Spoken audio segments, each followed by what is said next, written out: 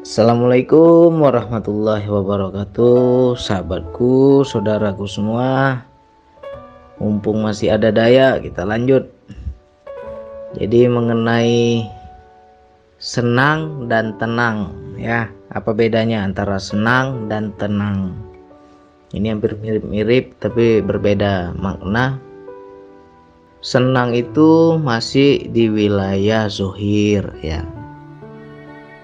Segala sesuatu yang pengaruh dari zohir itu akan mengakibatkan rasa senang. Sedangkan tenang itu wilayah batin atau wilayah jiwa.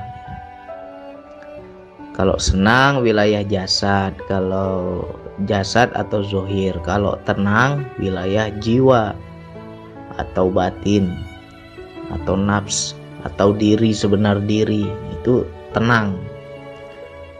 Karena di Al-Quran ada ayat yang berbunyi wahai jiwa yang tenang.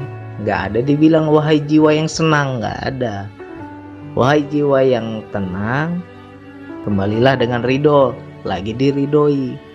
Berkumpullah dengan hamba-hambaku, kata Allah, golongan hamba-hamba, baru masuklah ke surgaku. Jadi orang yang jiwanya tenang itu adalah ahli surga. Di surga itu nggak ada orang senang, nggak ada orang jingkrak-jingkrak, kesenangan nggak ada. Dia tenang, ahli surga itu. Jadi kembalikan lagi kepada diri kita, ya.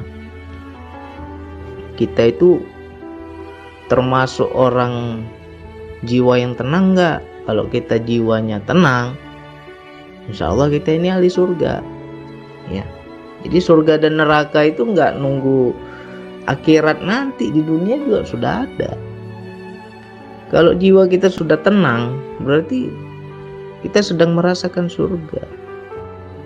Hidup yang tenang, ya kan? Orang bilang aku ingin hidup aku yang tenang. Sekarang hidupku sudah enak, sudah tenang. Nggak ada dibilang sudah senang. Sudah senang itu masih banyak faktor yang mempengaruhi. Jadi yang segala sesuatu yang mempengaruhi dengan jasad kita, dengan zohir kita, ya, itu namanya senang. Ya, kalau senang itu bisa bolak-balik dia. Itu masih wilayah pikiran atau wilayah hati, karena hati itu sifatnya bolak-balik. Hatinya kadang senang, kadang sedih, ya kan? Tapi kalau tenang ini udah wilayah jiwa. Jadi ya kita bisa contohkan, kalau ketika ada uang senang, ketika nggak ada uang susah.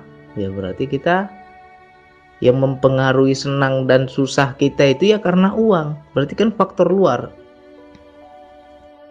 bukan faktor dari dalam diri kita.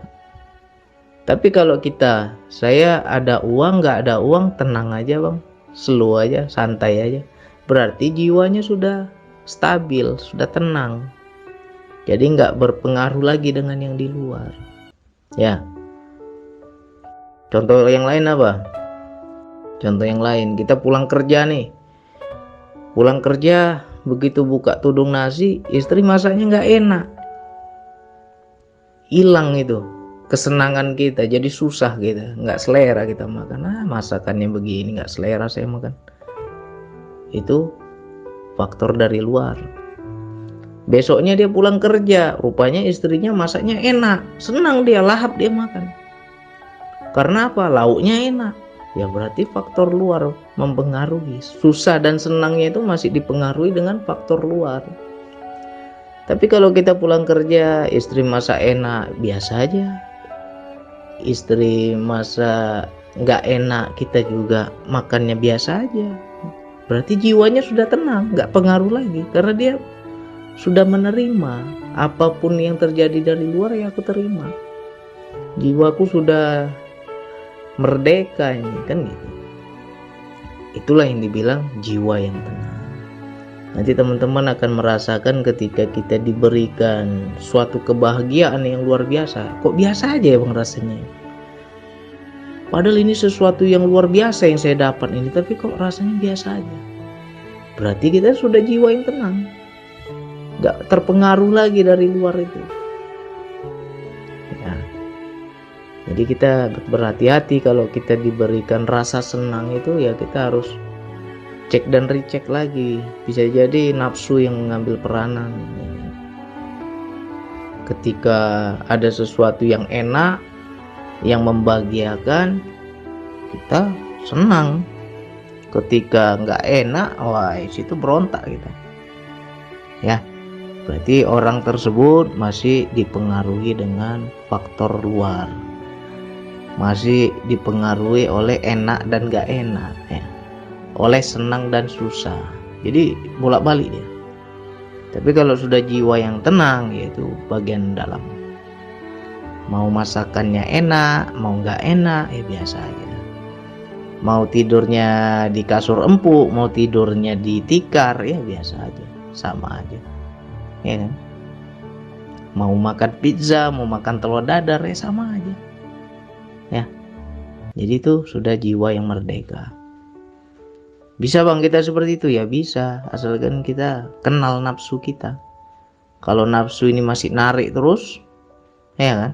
Nah di situ kadang kita menjadi dua peranan tadi tuh, antara susah dan senang. Ya tenang ini yang di tengah-tengah ini, tenang ini udah terpisah. Jadi jangan sampai kita ada yang enak senang gitu, dikasih yang nggak enak susah kita. Ya berarti masih di zohir itu. Jadi makanya kita belajar zikir nafas, kesadaran jiwa masuklah ke dalam diri itu. Ya. Jadi mau kayak manapun yang di luar, di dalam diri tetap damai, tenang, nggak mempengaruhi lagi yang di luar. Ya, jadi kalau kita ingin mengetahui, bang, saya mau tahu bang, orang yang sudah mengenali diri itu yang seperti apa? Berarti dia orang yang sudah tenang.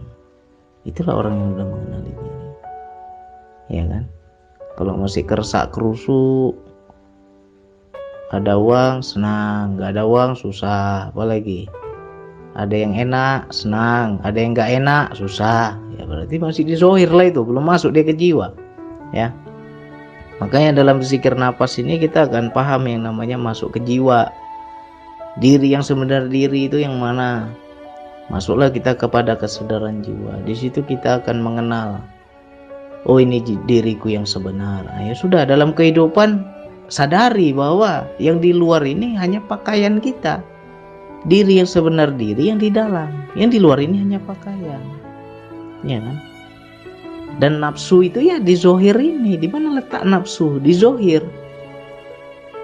Ketika kita bangun dari tidur, di situ nafsu bekerja, ya kan? Maunya yang enak-enak, yang nggak enak nggak mau dia. Nah itu kalau kita ikutin jasad, ikutin zohir. Tapi kalau kita ikutin jiwa, ya jiwa ini dia terpisah.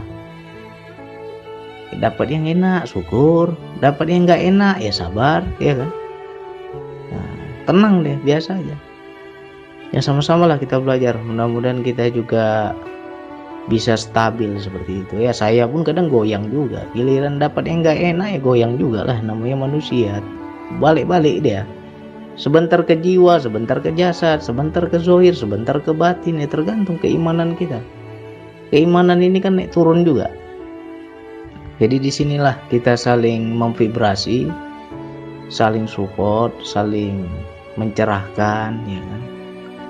Terkadang ketika kita terpuruk, terus kita baca, kita ikut diskusi, itu kan tambahan energi tuh. Kok jadi semangat ya, kok jadi tenang ya, ya kan?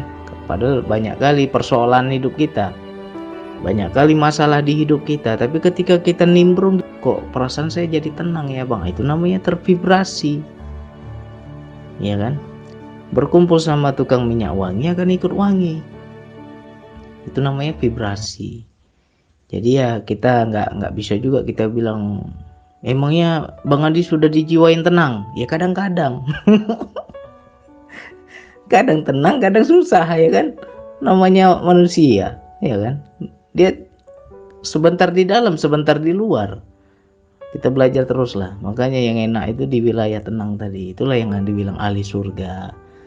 Gak ada susah, gak ada senang. tenang aja seluruh ya.